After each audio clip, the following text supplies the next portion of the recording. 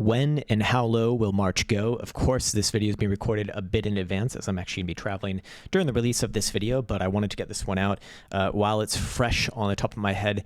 And we're going to be going over some statistics particular to March. And so this video is obviously going to massively depend upon where Bitcoin closes the month of February out. As of right now, it was 87,250. Yesterday, it was significantly higher than that at around 95,000 bucks. So I do want to state the obvious, but needs to be stated in that this will massively depend upon where Bitcoin closes the month of February out. But you can apply these numbers that we're going to be going over, and of course the dates are going to be quite consistent to whatever that close is. So as you can see here on the chart, I have marked off all of the prior Marches. I've gone through each and every March, marked off when the low of the month happened, like what date, and then also what was the delta, the difference between the open of the month and the low of the month for March. And I think the results might be interesting to you.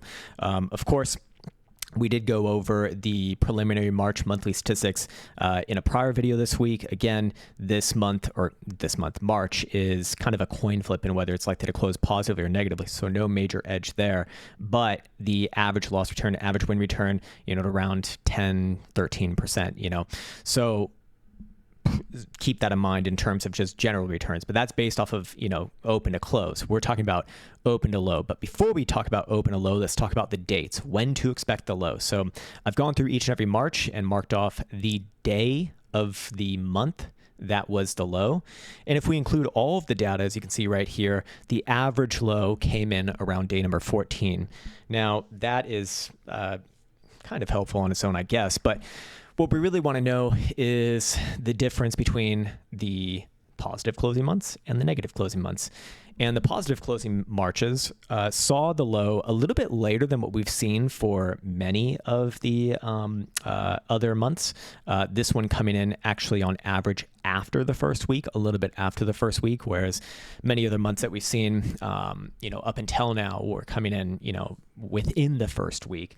So I do think that that's one major consideration to have, because even if you're really bullish for March, you're still likely looking at Bitcoin, putting in a low, which means that it, likely goes lower than where it opens, into the first week of March. So how much damage can be done in that time? Well, it's Bitcoin, so a lot. Of course, in the event that we do see a negative closure for March, or if we just look at negative closures for March, that low comes in much later within the month, coming in here at around the third and a half week. So that is kind of, I guess, what you would expect for this one. But again, this one compared to other months that we've seen over the past few months, coming in on average much later. Many of the other ones were coming in before the end of the third week. This one coming in, actually a little bit after, because I'd really be going off of the median right here, which is 24. So just something to be aware of. Obviously February did play out pretty damn well. February did not play out very well with regards to these statistics.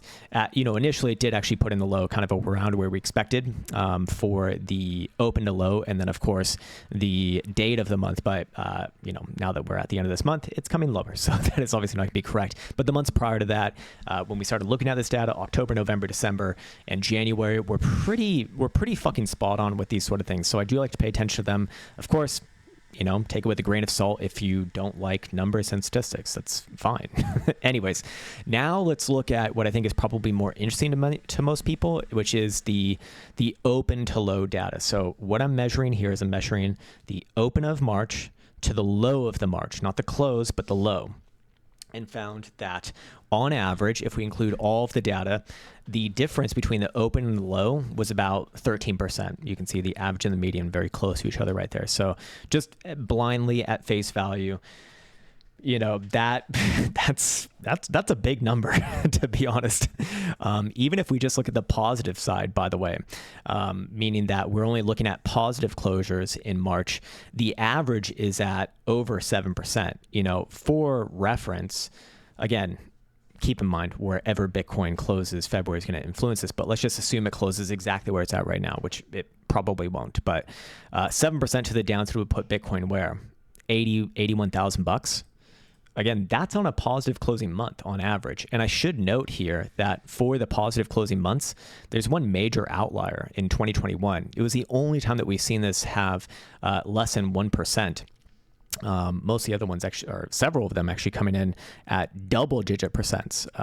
In fact, most of them coming in with that. So even if I get rid of that one, that number goes up a little bit, obviously. It brings the median up a lot. And I do think that, again, deserves some consideration. Like, even if you're bullish in March, you're still likely looking at this thing, to go lower. Anyways, let me just undo that. Just keep it in there just for data's sake. Now let's look at the negative side. Maybe not what you want to look at, but it is there. And we do see that the average and median, again, very close to each other at about 20.5%. So if we go into the data here, if we go into the chart right here, again, assuming Bitcoin closes here, that can definitely change. The percentages will be about the same though.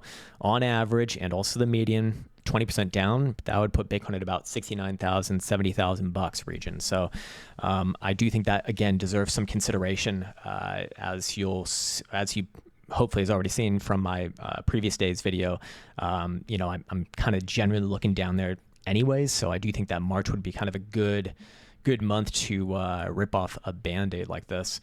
Looks like my original idea from November that this cycle ends in Q1 is going to be correct. Although at some point I did extend that out to the first half of 2025, but obviously that's going to be wrong. So the original idea, right in this case, or I think probably going to be right. So keep in mind, of course, there's 3 days left in the trading month to go. Again, price will and can and very likely will change both the upside and the downside within that time frame. It only matters where February closes at. So keep that in mind as Bitcoin comes down like another 3,000 bucks since I started recording this video, it feels like. So I think we'll end things on that note. Actually, let's go over here really quickly. We spoke about this on yesterday's video, bearish divergence on the monthly stochastic oscillator as well as RSI, and monthly momentum also turning down as long as Bitcoin's below 92,700. Not great right there. Maybe let's go over this one. This one we did not go over in the day prior's video, but we can see now that the monthly is going to be a rejection. Or again, I'm assuming Bitcoin doesn't pop back up above 103,000 bucks basically, but assuming that it doesn't, this month, February, is extremely likely going to close as a rejection of the median. And with that in mind, filling out the space between the median and the bottom side of the 38.2 level becomes quite likely. And where is that? That's actually at 69,250. That was exactly the fucking average of the negative open to lows data that we saw over here. Just kind of a weird thing that matches up with each other. So just be aware of that. Because obviously that would be a pretty big move, to be fair. And like I said in yesterday's video as well, I do have this suspicion that this sort of move that we're getting is going to be like a mini bear market, if you will. What do I mean by that? Similar to 2021 when Bitcoin came off of the first all-time high at 65,000 bucks and then spent about 4 or 5 months going down and then sideways. I think that we're going to get something similar over here if Bitcoin is not actually done with this cycle. Like, if you can even still call it the same cycle, I don't know, but maybe you don't, maybe you do, that's up to you.